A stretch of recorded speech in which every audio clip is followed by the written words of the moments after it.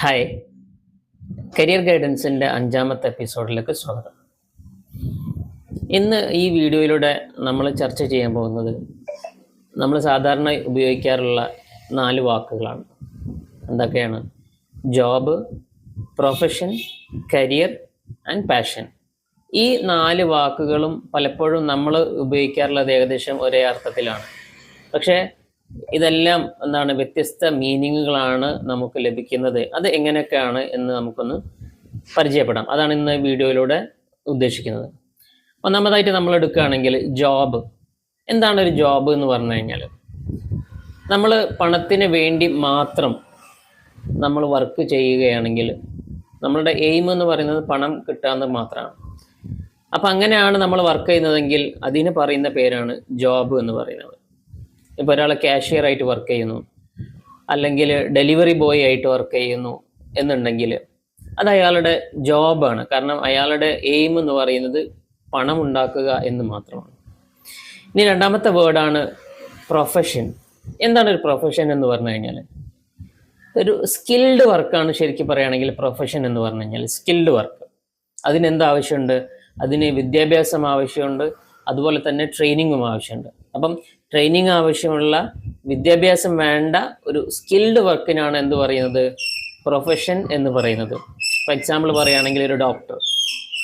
ആൾ doctor ആവണമെങ്കിൽ അയാൾക്ക് skill വേണം, അയാൾക്ക് എഡ്യൂക്കേഷൻ വേണം, അയാൾക്ക് ട്രെയിനിങ് വേണം. അപ്പം അങ്ങനെയുള്ള ഒരാളെയാണ് നമ്മൾ ഡോക്ടർ എന്ന് വിളിക്കുക. എന്നത് ലോയർ ആയിരുന്നാലും അതുപോലെ തന്നെ ചാർട്ടേഡ് അക്കൗണ്ടൻ്റ് ആയിരുന്നാലും സ്കിൽഡ് വർക്ക്, അതിനാണ് എന്ത് പറയുന്നത്? പ്രൊഫഷൻ എന്ന് പറയുന്നത്. അപ്പം വിദ്യാഭ്യാസം വേണ്ട, ട്രെയിനിങ് വേണ്ട സ്കിൽഡ് വർക്കിനാണ് പ്രൊഫഷൻ എന്ന് പറയുന്നത്. ഇനി മൂന്നാമത്തെ വേർഡ് കരിയർ എന്നുള്ളതാണ്. കരിയർ എന്ന് പറഞ്ഞു കഴിഞ്ഞാൽ നമ്മുടെ ലോങ് ടേം ജേണിയാണ്. Long term journey of learning. നമ്മളെ പഠിക്കുന്നതിൻ്റെ ഒരു ലോങ് ടേം ആയിട്ടുള്ള ജേണിക്കാണ് എന്ത് പറയുന്നത്? കരിയർ എന്ന് പറയുന്നത്, അല്ലേ? Long term journey of learning and professional growth. നമ്മുടെ പ്രൊഫഷണൽ ഗ്രോത്തും കൂടെ ഉള്ള ഒരു ലോങ് ടേം ജേണിക്കാണ് എന്ത് പറയുന്നത്?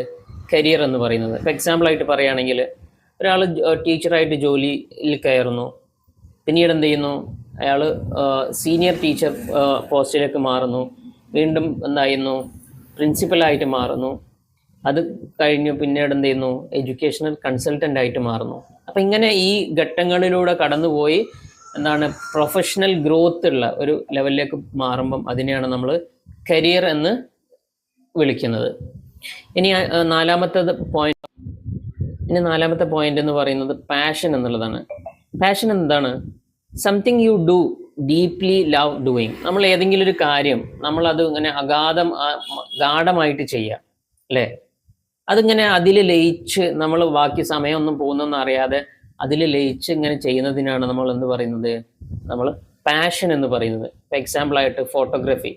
ഒരാൾ ഫോട്ടോഗ്രാഫിയിൽ ഇങ്ങനെ മുഴുകിയിട്ട് അയാൾ എന്ത് ചെയ്യാണ്? ബാക്കിയുള്ള കാര്യങ്ങളൊക്കെ മറന്നുപോയിട്ട് അയാൾ അതിൽ ഫോക്കസ് ചെയ്തിട്ട് ചെയ്യുകയാണെങ്കിൽ അതിനെയാണ് പാഷൻ എന്ന് പറയുന്നത്. ഇനി ഫുട്ബോൾ മാച്ച് ആവാം, അയാൾ അതിൽ തന്നെ മുഴുകി ദിവസങ്ങളോളം പരിശീലനമൊക്കെ നടത്തിയിട്ട് ഇങ്ങനെ ചെയ്യുകയാണെങ്കിൽ അതിനെയാണ് നമ്മൾ പാഷൻ എന്ന് പറയുന്നത്.